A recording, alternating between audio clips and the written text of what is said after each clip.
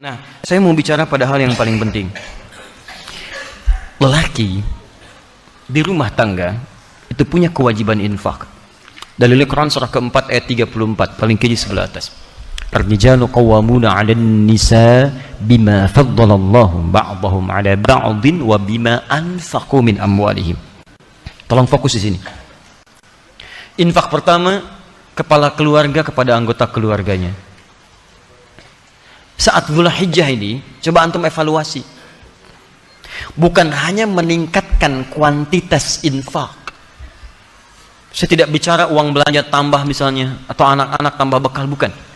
Coba Anda evaluasi, memasuki bulan Dzulhijjah ini, selama Anda berikan nafkah untuk keluarga, berapa di antara nafkah itu yang sudah mendekatkan keluarga kepada Allah Subhanahu wa Ta'ala? Cek. Anak-anak disekolahkan di mana?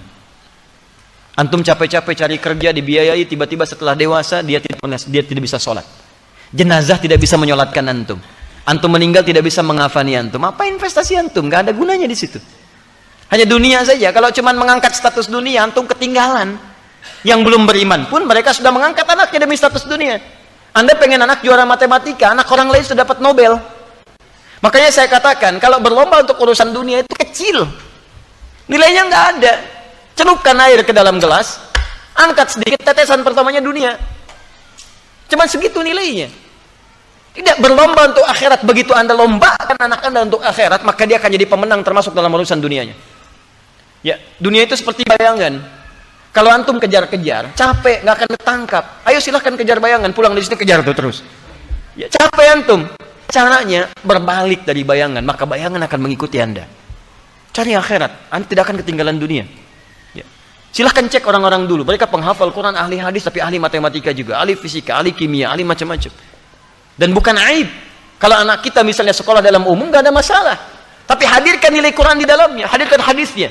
Cek lagi rumah yang antum kemudian titipkan pada istri ketika antum bekerja, jadi apa di dalamnya?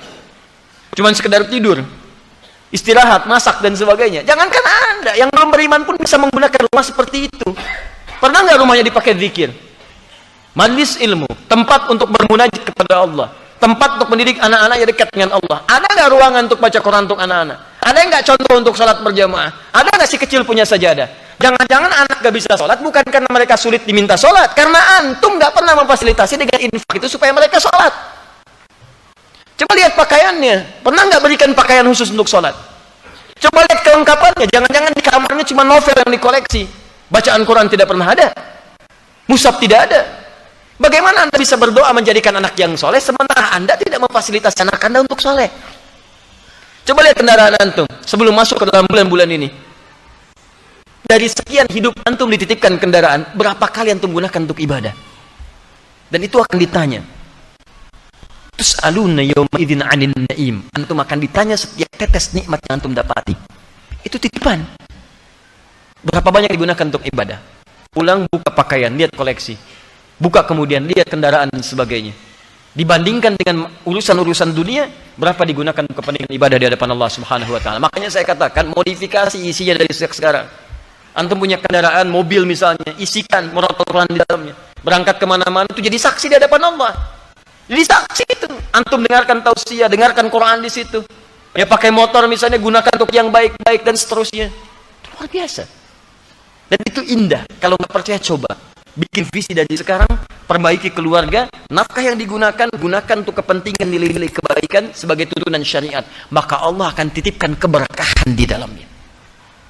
Ada seorang ahli Quran, tinggal di pedesaan. Suaminya bekerja sebagai buruh bangunan. Istrinya itu ngambilin kayu. Masya Allah, kadang-kadang tidak malu di kesawah dan sebagainya. Tapi tahukah antum, istrinya hafizah penghafal Quran. Anak-anaknya penghafal Quran.